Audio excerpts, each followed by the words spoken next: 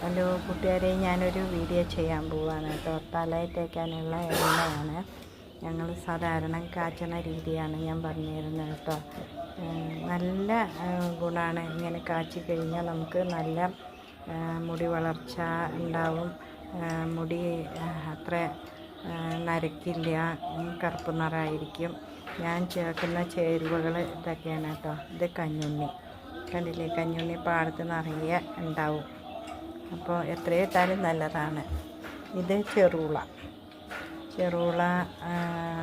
തലവേദന അതിനൊക്കെ ചെറുള നല്ലതാണ്. അതേപോലെ കീഴാർനെല്ലി, അതെ, ഈ ചെന്നിക്കുത്ത് ഒക്കെ വരില്ലേ സൈഡിൽ തലവേദന, അതിനൊക്കെ ഇതും നല്ലതാണ്.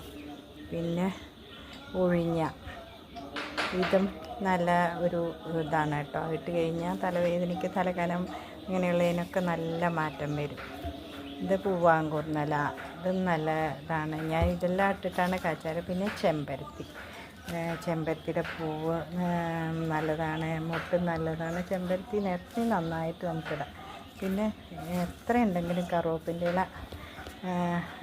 ഇല അത്രയും ഗുണം ചെയ്യും. പിന്നെ ഇത് മൈലാഞ്ചിയാണ് കേട്ടോ.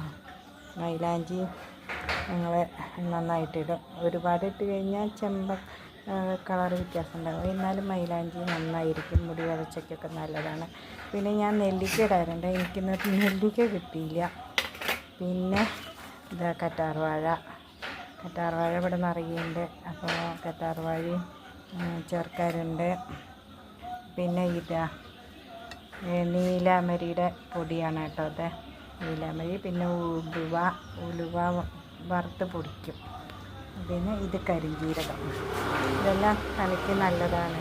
നല്ല മാറ്റങ്ങളാണ്. ഞങ്ങൾക്ക് കുട്ടികൾക്കൊക്കെ തേച്ചിട്ട് കിട്ടാറ്. നിറയെ മുടി ഉണ്ടാവും, തിക്കായ മുടി ഉണ്ടാവും. പിന്നെ താരനുണ്ടാവില്ല. അപ്പം ഞാൻ ഇതെല്ലാം കൂടി അരച്ചിട്ട് എന്ത് ചെയ്യുമെന്ന് അറിയുമോ?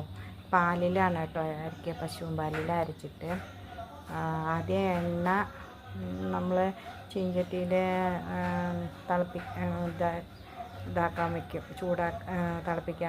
തിളപ്പിക്കാൻ വെച്ചിട്ട് എന്നിട്ട് ഈ ചേരുവകളെല്ലാം മിക്സിയിൽ അടിച്ചിട്ട് നന്നായി അരച്ചിട്ട് അതിൽ കിട്ടും. ഒരു പരുപരുവെന്നുള്ള ഒരു ഇതായി കഴിഞ്ഞാൽ നമുക്കറിയാം. എണ്ണ എടുക്കുമ്പോൾ എണ്ണയ്ക്ക് നല്ല പച്ചക്കളർ ഉണ്ടാവും, ഒരു മുരുമുരുപ്പ് ഉണ്ടാവും ഈ പിണ്ടിക്കൊക്കെ.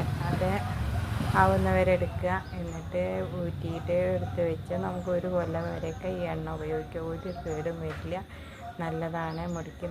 എനിക്ക് അനുഭവം ഉണ്ടായതുകൊണ്ടാണ് ഞാൻ എല്ലാവർക്കും വേണ്ടിയിട്ട് ഇത് ഷെയർ ചെയ്യണത്.